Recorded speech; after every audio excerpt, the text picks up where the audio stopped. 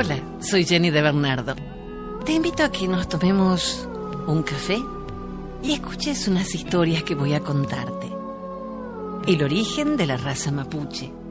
También la historia del árbol ahorquillado, que nos enseña que para el amor no hay fronteras, ni hay tiempo, ni hay distancia. Te voy a hablar de el espíritu del lago. Gracias por tu compañía.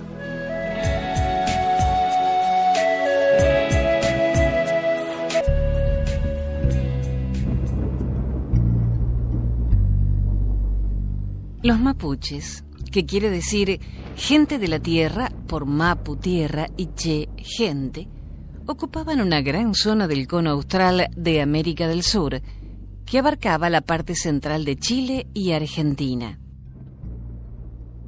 Según su ubicación geográfica, se denominaban entre sí como huilliches, gente del sur, puelches, gente del este, ranculches, gente del Carrizo, picunches, gente del norte, y pehuenches, gente del Pehuen o Araucaria. Para ellos tenían gran importancia los puntos cardinales y orientaban la construcción de sus rucas según estos. Así, la puerta principal se abría al oriente. Sus cobijas tenían la cabecera hacia la salida del sol y nunca de norte a sur o al contrario, porque según sus creencias, la primera ubicación daba vida y estaba protegida por los espíritus bienhechores, y la segunda traía enfermedades y hasta la muerte, porque el sur es el punto por donde desaparecen los vivos, visitados de improviso por los malos espíritus que de allí vienen. Entonces, no había límites definidos como ahora entre los países. Las guerras y escaramuzas hacíanse entre caciques, tribus o confederaciones de tribus. La causa de sus peleas eran principalmente por rapto de mujeres o por razones de supervivencia, al disputar un terreno apto para la agricultura y rico en plantas y árboles de los que sacaban su alimentación. Subsisten solo los mapuches que viven en Chile, ya que los llamados pampas argentinos fueron exterminados por las continuas guerrillas en su contra, la última de las cuales la dirigió el general Roca en 1879. En Chile, los mapuches viven desde el sur de Biobío hasta Puerto Montt, ocupando diversos puntos en la precordillera de los Andes y en la costa. Los que aún mantienen el lenguaje, los ritos y costumbres no pasan de los 200.000, aunque se considera que el total de mapuches asciende a unos 500.000, siendo estas cifras inseguras. Otro punto indiscutible es el de la homogeneidad racial de los mapuches. Si bien hablaban la misma lengua y practicaban parecidas costumbres, pueden haber tenido diferencias étnicas. Hay muchas teorías sobre el origen de las razas americanas. Sin los pacientes y sabios investigadores que se dedicaron a lo largo de 3 siglos al estudio de la lengua mapuche y a observar sus costumbres, ritos y tradiciones, no habríamos podido tener la adaptación de sus hermosas creencias llenas de espiritualidad. Estos pueblos no tuvieron o no alcanzaron a tener, como suponen algunos indigenistas, lenguaje escrito. Al recoger su tradición oral, se salvó en parte la misteriosa mitología, cuyos orígenes se pierden en la prehistoria.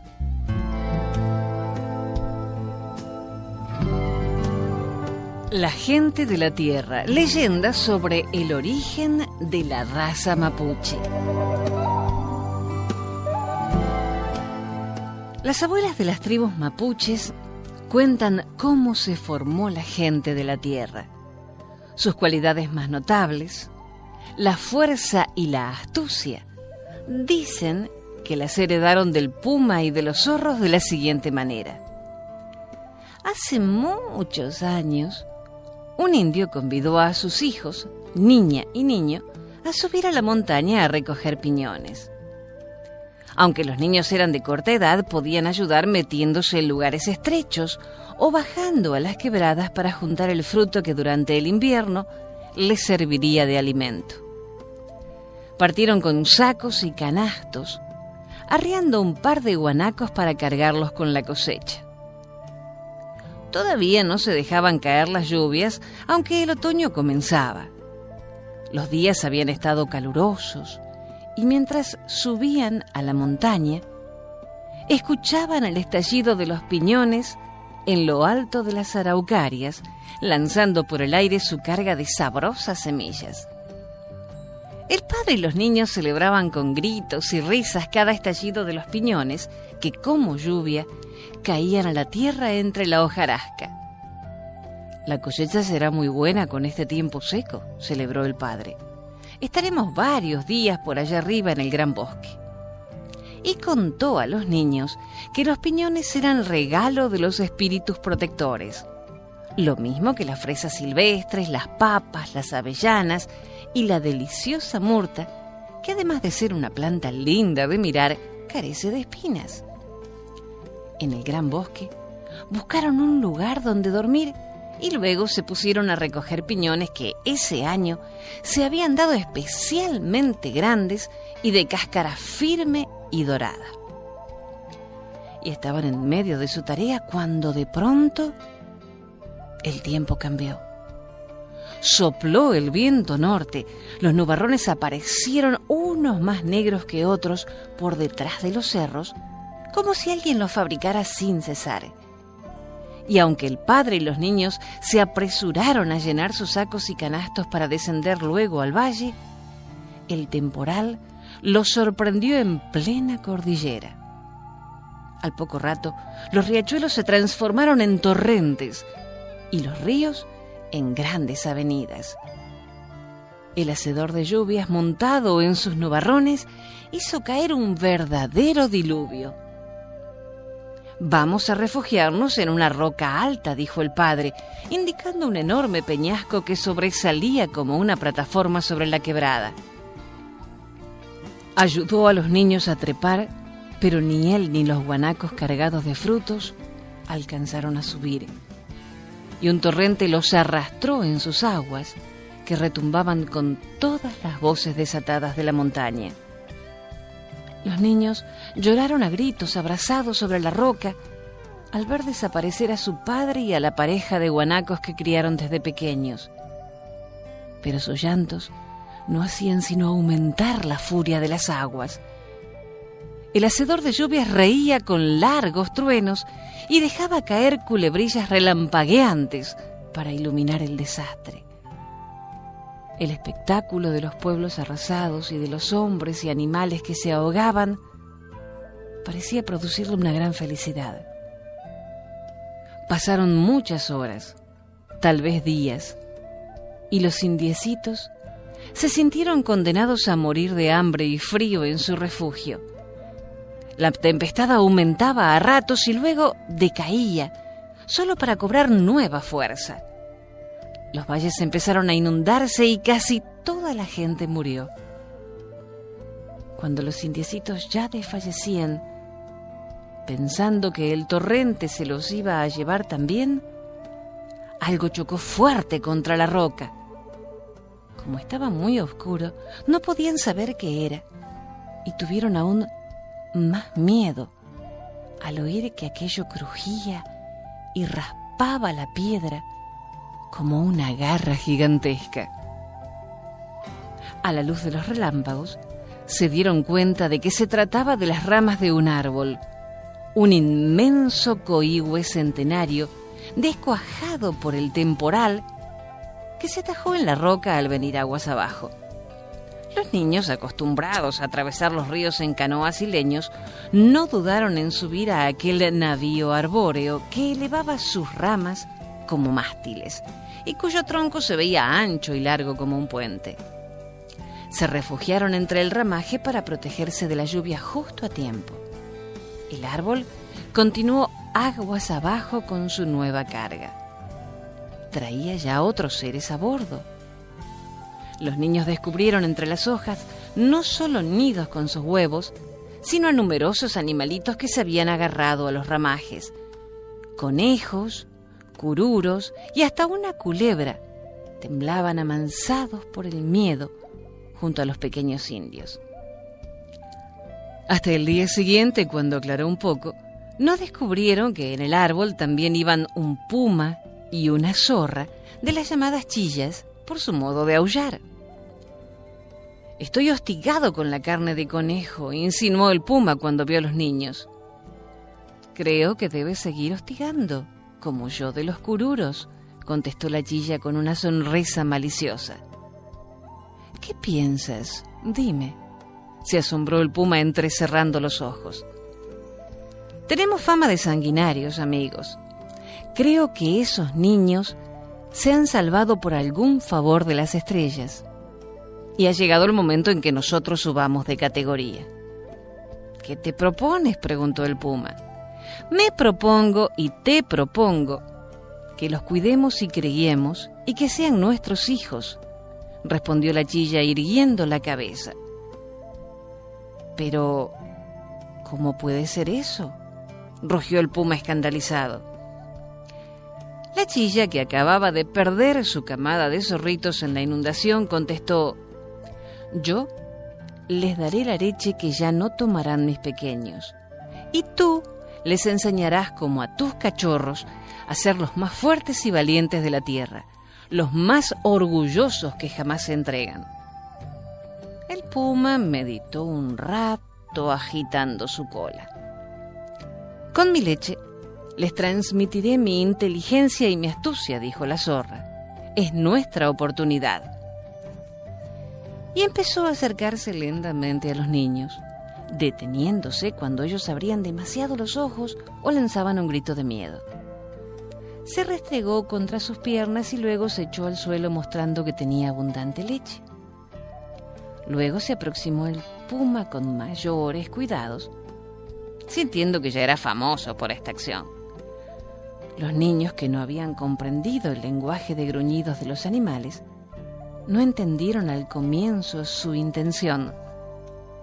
Se extrañaron de que el puma les pusiera en el pecho una pata sin garras, haciéndoles un cariño algo torpe, y que la zorra se diera vueltas en el suelo jugando, mientras los miraba con su expresión astuta, característica de la familia de los zorros. Como llevaban días sin comer, no tardaron en tomar confianza y beber la leche que la zorra, de manera evidente, les ofrecía. Y junto con este alimento, entendieron el lenguaje de los animales. Viajaron varios días en el árbol gigante. Los pájaros venían a pararse en sus ramas y otros animales treparon al tronco salvador, sin saber que entre el ramaje se escondían el puma y la zorra. Los niños construyeron una ruca y el sol entraba por la puerta que daba al oriente y salía por la del poniente, según la antigua costumbre de la gente de la tierra, que respetaba los puntos cardinales, se tienen al número 4 como sagrado. Cuando por fin el hacedor de lluvia se cansó de galopar sobre las nubes y regresó a su escondite detrás de los cerros, las aguas empezaron a bajar y los ríos a volver a su cauce. Entonces, el coihue se enterró en el barro como un navío que encalla, y cuando el viento secó la tierra, el puma, la zorra y los niños saltaron del tronco y buscaron un valle escondido donde vivir. Lo primero que hicieron, aún antes de construir otra ruca o de buscar una cueva donde habitar, fue poner nombre a los hijos adoptivos. Nombres mágicos que los protegerían para siempre. Al niño lo llamaron Manque, el cóndor que planea en el cielo vigilando la tierra, y a la niña Melipal, como la Cruz del Sur. La zorra les habló de buscar otros alimentos y los niños recordaron las palabras de su padre sobre lo que la naturaleza regala: los piñones, las fresas silvestres, las papas, las avellanas y las murtas. Pero como reinaba el invierno y las aguas habían arrasado con los frutos, siguieron alimentándose con la leche de la zorra y con la carne que el puma les traía. Pronto fueron expertos cazadores con las enseñanzas de su padre adoptivo. Aprendieron a seguir los rastros, a oler el viento, a percibir los signos de la naturaleza. El puma empezó a jugar con ellos para que supieran defenderse, siendo distintos de los que enseñó al niño los juegos y luchas que mostró la niña. Cuando llegó la primavera y floreció la selva, y se dieron los primeros frutos, la zorra dejó de dar leche a los niños y se alimentaron de hierbas y raíces, de peces de los riachuelos, de aves de las lagunas, de huevos silvestres, de animalitos que ellos mismos conseguían. La zorra les enseñó todas sus mañas, como atraer a los gansos curiosos revolcándose en el suelo y moviendo las patas, cómo poner trampas y redes, imitar cantos, en fin, el arte refinado de cazar para comer. Además, les dieron lecciones más importantes que Melipal y Manque nunca olvidaron. Hay que sonreír siempre como lo hago yo, les advirtió la zorra una noche que reposaban junto al fuego. Es muy importante la cara, sobre todo si estamos delante del enemigo. Tú sonríes demasiado, interrumpió el puma. Es preferible una expresión indiferente. Así no saben lo que pensamos. Pero cuando uno tiene que atacar, la furia debe brillar en los ojos y en todo el cuerpo. Otras veces se necesita el silencio y preparar cada músculo para sorprender al enemigo. Así. Y mostró la actitud en acecho. Y mientras el puma les dio clases sobre las tácticas de guerra, la zorra le enseñó las astucias de la diplomacia. Cuando estuvieron bien entrenados para el enemigo, Melipal preguntó un día: ¿y no tendremos amigos también? Los dos animales, preocupados más de la defensa según la ley de la selva del sur, se miraron sorprendidos. «Amigos», dijeron a coro. Los niños se pusieron a reír al ver sus expresiones. A la zorra se le enchuecó la risa y al puma se le pusieron ojos de pescado. «Son importantes los amigos también en la guerra», declaró Manque. «Hay que confiar en alguien y tener aliados». «Supongo que no viviremos en guerra siempre», añadió Melipal. El puma consideró que había que pensar lo de los amigos y se alejó por el bosque en busca de un arroyuelo. «El correr del agua mueve mis pensamientos», dijo. La zorra, en cambio, empezó a darse vueltas para pillarse la cola donde le picaba una pulga, y eso también le removió los sesos. Al final de la tarde, los niños escucharon los consejos de sus padres adoptivos. «Hay que oler bien a los recién conocidos antes de llamarlos amigos», dijo el puma. «El olfato no engaña. Conviene más oír que contar nuestros secretos», agregó la zorra. «Si nosotros somos verdaderos, ningún mentiroso nos engañará», sentenció el puma. «Cuidado con ese deseo de escondernos de nosotros mismos que a veces nos domina». «El olor de la mentira es fuerte y desagradable», exclamó la zorra. «Aunque el mentiroso se adorne y disimule, su engaño aparecerá en cada movimiento y gesto que haga». «No es un olor del cuerpo, sino del alma», explicó el puma, viendo la expresión de los niños. «Los amigos son como hermanos, ni más arriba ni más abajo que nosotros», advirtió la zorra. «La verdadera igualdad solo se consigue en el amor de los amigos», concluyó el puma, dando un suspiro por lo mucho que había pensado. «Ahora conocemos la guerra y la paz», dijo Manque, y podemos salir del valle a buscar a otros niños como nosotros.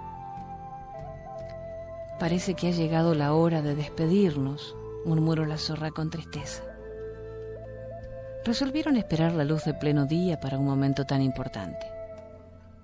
Contrariando sus costumbres nocturnas, el puma y la zorra salieron de sus madrigueras cuando el sol lució en el cenit. Se sentaron muy erguidos frente a Manque y Melipal y dijeron sus últimas palabras. De ahora en adelante ustedes son la gente de la tierra, los mapuches que llevan en su sangre la fuerza y la valentía del puma. Este es un pacto para siempre entre la raza de ustedes y la mía, dijo el puma. Enseguida habló la zorra. También llevan en su sangre la astucia de los zorros. Los hijos de ustedes nos mirarán con simpatía, porque en cada uno de ellos la leche que les di gritará que fui su madre. Melipal y Manque abrazaron a sus padres adoptivos y ellos lamieron sus caras y sus manos como última despedida. Tuvieron que caminar mucho para encontrar valles fértiles donde algunos niños y niñas vivían, también salvados de las aguas por otros animales. Cuentan que a los de las islas los libraron de ahogarse los delfines. De esta manera se volvieron a fumar las tribus y los mapuches fueron la gente más valiente y astuta y nadie los pudo vencer jamás en la guerra. De padres a hijos se transmitieron la historia hasta que se transformó en leyenda y ellos saben que descienden de los pumas y los zorros.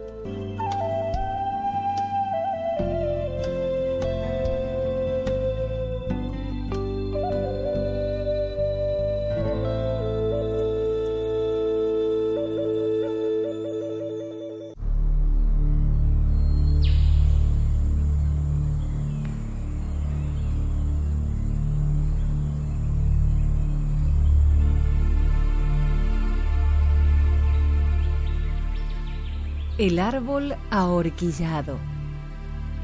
Esta leyenda pertenece a las tribus llamadas del noroeste.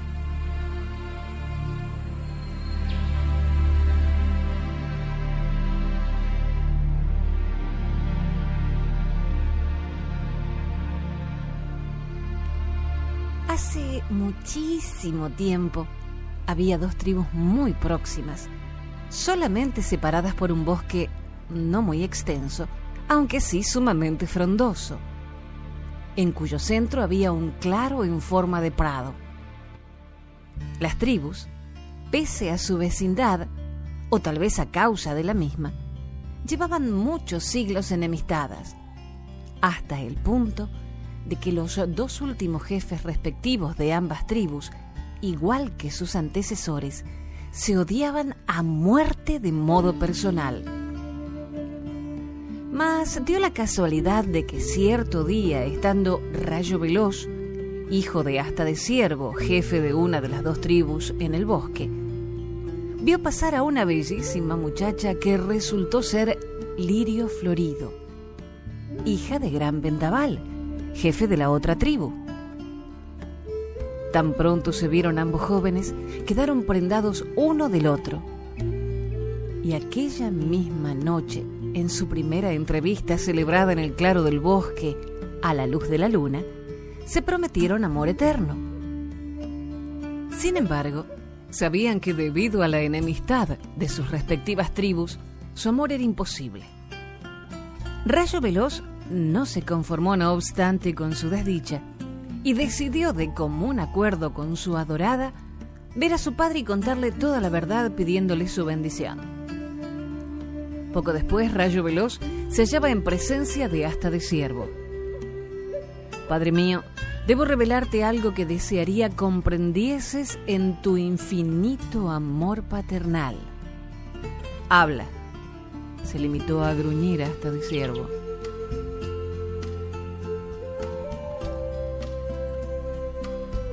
Acto seguido, Rayo Veloz le contó a su severo padre lo relativo a sus amores con Lirio Florido. Al oírle, Asta Asta de Ciervo montó en cólera. Jamás consentiré en tamaño desafuero. ¿Casado tú con la hija de mi cruel enemigo? ¿Acaso ignoras que esos indios pisotean nuestros prados, que irrumpen en nuestros cotos de caza y matan nuestras manadas? No, olvídate de este amor o dejarás de ser hijo mío.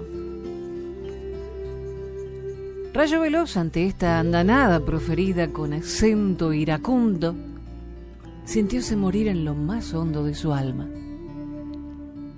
Por su parte, Lirio Florido había mantenido con su padre, Gran Vendaval, una escena muy semejante a la anterior.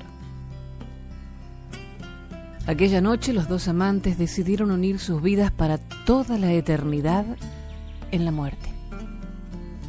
Sin titubear ni un solo momento, Rayo Veloz extrajo su puñal de caza del cinto y cortó las venas de las muñecas de su amada, y luego procedió a realizar la misma operación con las suyas. La sangre empezó a gotear primero lentamente y después como dos torrentes de fuego, regando la tierra del claro del bosque. Los dos enamorados no tardaron en caer en tierra exangües. Cuando sus cuerpos fueron encontrados, las dos tribus prorrumpieron en llantos y lamentos desgarradores, no siendo los menos desdichados los de ambos padres. Sin embargo, la enemistad tribal continuó todavía por unos días, hasta que alguien se dio cuenta, harto maravillado, que en el claro del bosque, en el mismo lugar donde la sangre de los dos enamorados había empapado el suelo, empezaba a brotar un árbol que milagrosamente, en unas cuantas semanas apenas, adquirió una gran corpulencia. Al tiempo que de su grueso tronco salían dos ramas llenas de hojas que no tardaron tampoco en entrelazarse profusamente. Naturalmente, los chamanes declararon que aquellas dos ramas eran las almas de los dos enamorados, simbolizadas en el árbol.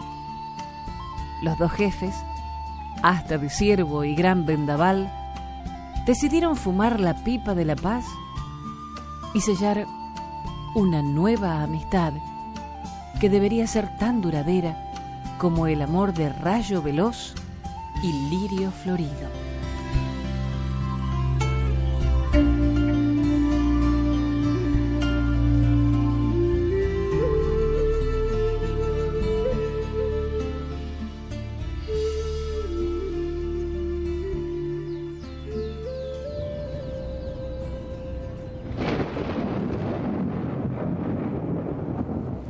El espíritu del lago.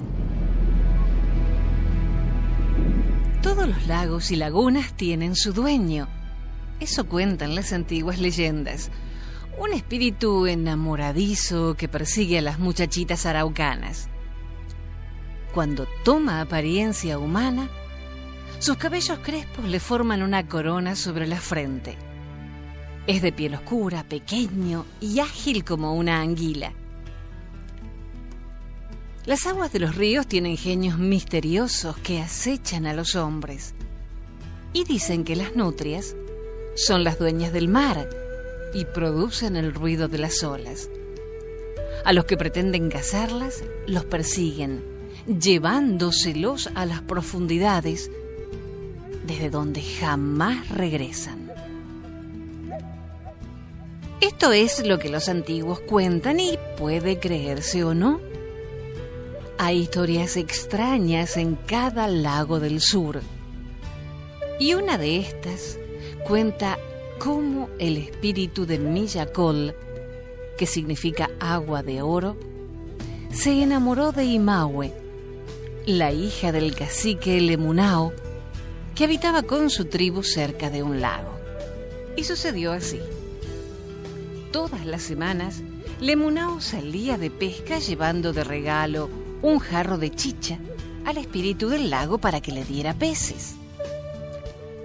Sentado en su canoa decía con voz fuerte: ayúdame, Señor del lago, junta y súbeme tus peces, que son mi plato favorito.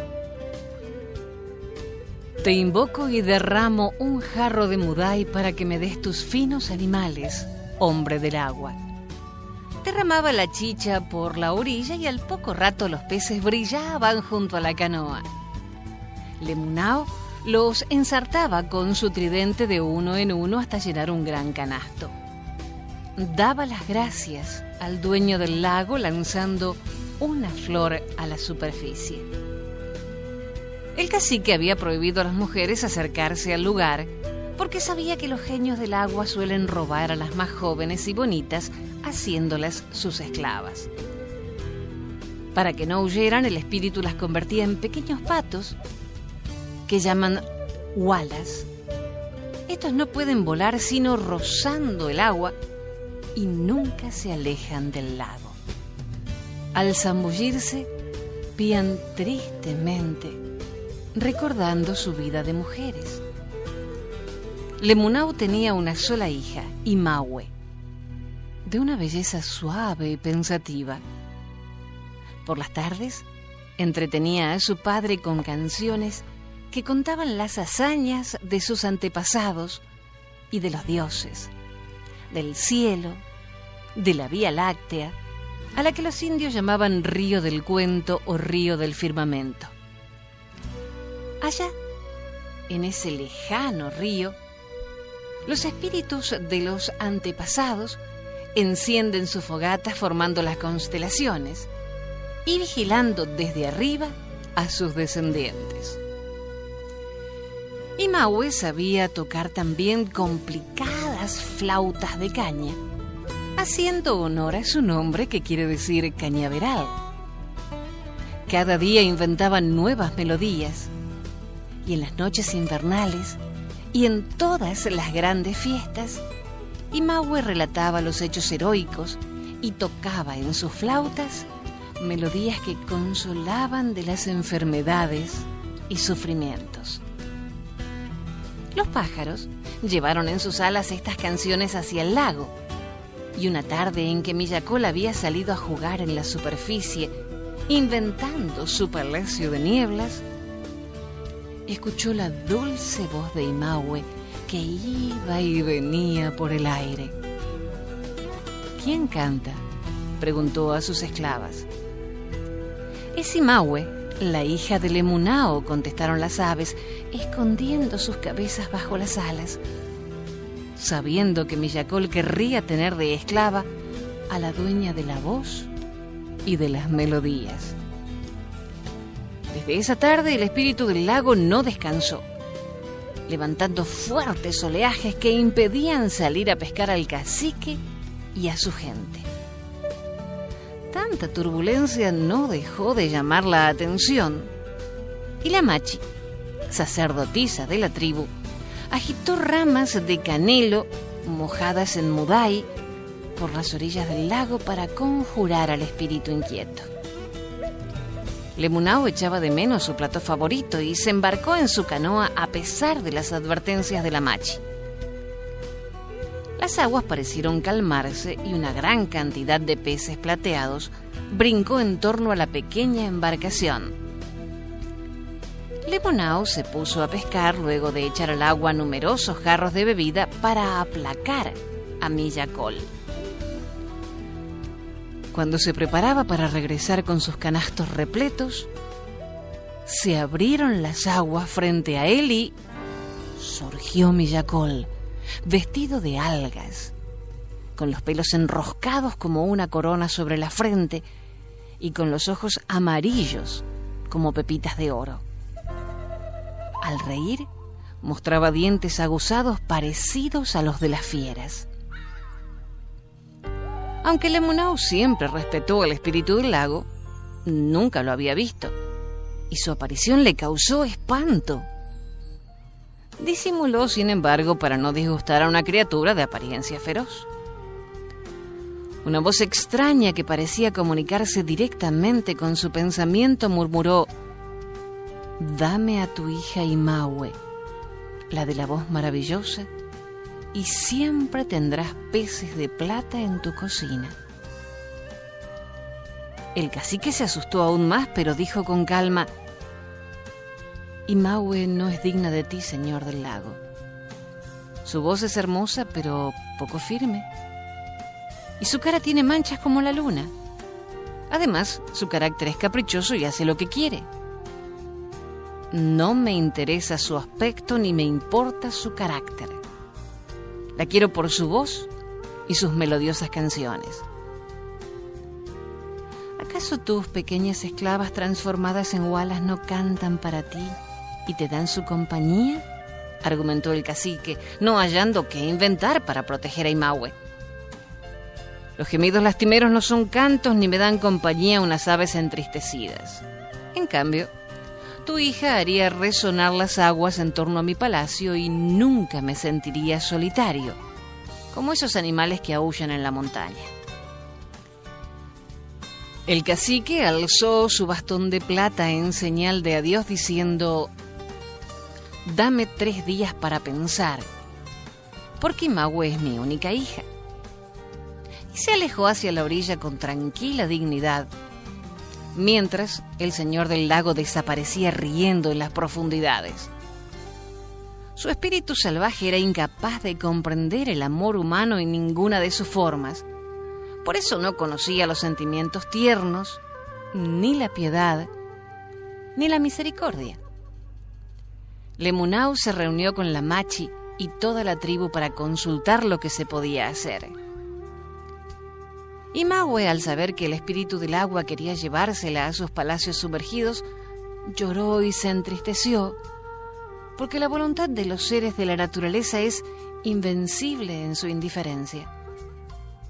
La Machi invocó a los espíritus protectores de la tribu de Lemunao, los árboles, el canelo y el coihue, y también a los parientes muertos, que en forma de aves y pillanes los cuidaban de los peligros y embrujos. Al segundo día, la Machi vio un águila blanca cruzar sobre las rocas y dirigirse hacia las montañas.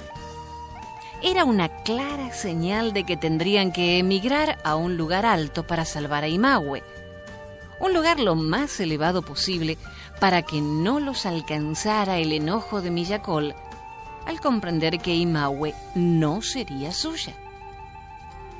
Abandonaron sus siembras, los árboles amados, sus rucas, y tomaron lo más necesario para huir cuanto antes. Iban trepando los primeros cerros cuando los bordes del lago se rompieron y una lengua de agua corrió tras ellos como un rayo y tocó los pies de Imahue, convirtiéndola en cañaveral. Lemunao y su gente se transformaron en plantas y arbustos gracias a sus espíritus protectores. Los niños muy pequeños se convirtieron en pececillos que huyeron rápidos hacia el centro del lago. Emergió entonces Millacol y con sus manos de niebla removió las cañas mágicas que entonaron extrañas canciones de un palacio de oro y de la melancólica belleza de las profundidades. Las hualas prisioneras, al ver alzarse las cañas y oír sus musicales historias, volaron a ras del agua a refugiarse entre ellas. El roce de los tallos contra las plumas de las aves produjo sonidos únicos que hablaban de consuelo y amistad, de sentimientos puros y generosos que el espíritu del lago no podía comprender. Se sintió ajeno a ese amor de las cañas y las aves, y cubriéndose de brumas, huyó a su palacio sumergido. Pronto el rumor de las canciones se extendió hacia los árboles vecinos, a las almas de Lemunao y su gente convertidos en selva, y por todo aquel lugar emergieron flores semejantes a miradas amorosas, a ojos humanos que se mojaban de rocío, y las ramas de los coíhues y canelos cubrieron de sombras protectoras las orillas.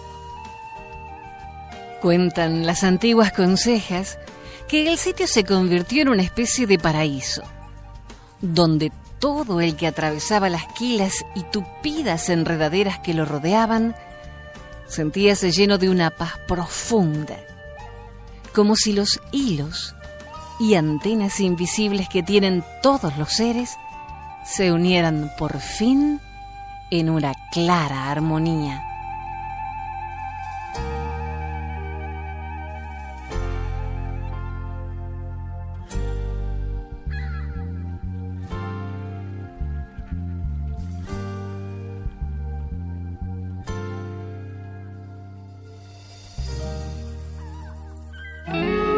Hasta el próximo relato. Soy Jenny de Bernardo.